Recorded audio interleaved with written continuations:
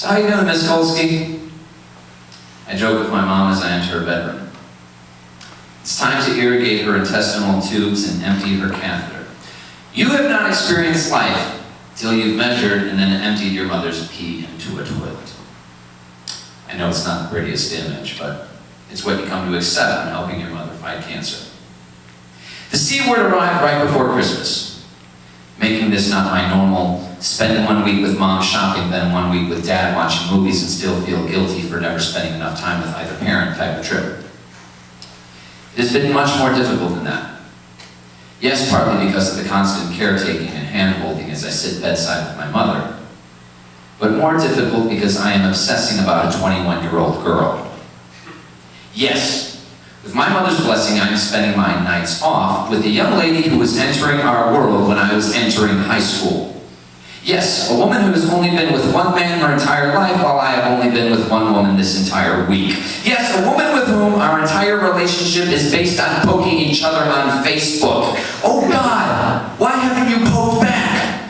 I know that you got my voicemail, I know that you got my email, and I know that you got my text, because that's all you kids like to do these days. And I know that you got my Facebook message because I checked your page and you just wished someone happy birthday in Bosnian, which you must think is just so cute because you speak your native tongue. Yes, maybe I'm starting to sound a little desperate, which I know isn't sexy, but my time here is limited and I'm just aching for a little action. You gave me a small taste and now I just need, God, what is happening to me? When I first arrived, we were flirting and then kissing, and I was so chill, and it was so nice, and we held hands laughing at live theater, and we talked over dinner, we walked along the lakefront in freezing cold weather, just so damn cute. We were making out, and when you weren't looking, I actually mouthed the words, God. And come on, you've seen me perform, the one thing that keeps my insecurities at bay. So why haven't you called me back in the last 3 days? If you're suddenly more interested in your manga comic books, then that's all you have to say. Because I've got other shit on my mind. I've got to organize my mother's bills by their due date and figure out how they're going to get paid on an actor's day rate and my sister's social worker wage. Damn it, Mom, why don't you have health insurance?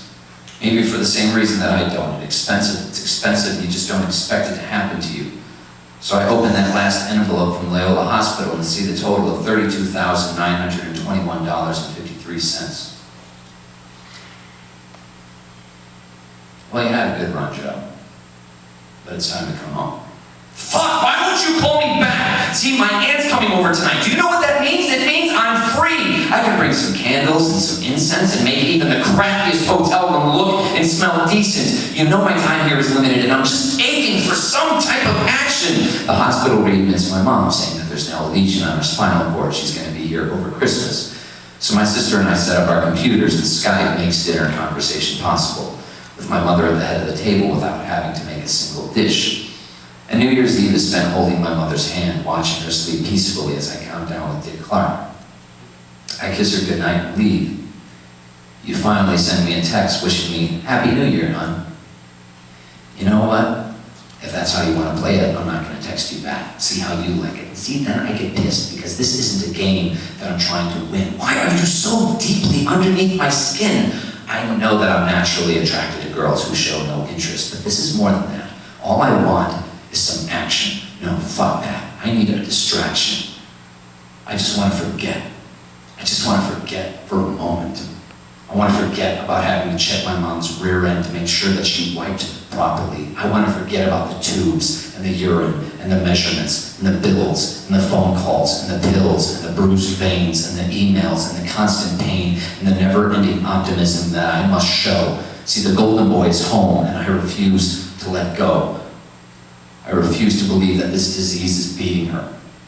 It's impossible.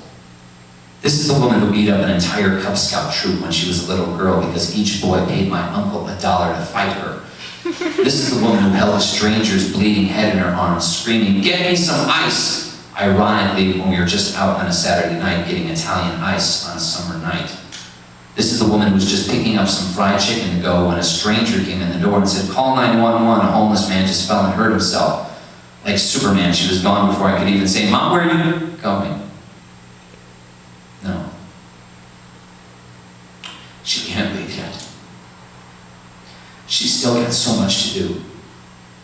I still have so much to learn. I still have so much to prove. It is not her time yet, so please.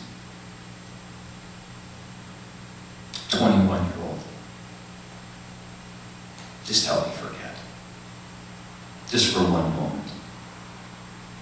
Let me feel the warmth of your skin. Help me feel free again. Let's make out like high school kids in my uncle's car. Let's just hold off adulthood for just a few more hours. And then I can return home. Knock lightly on her door and say, Mom, I'm home.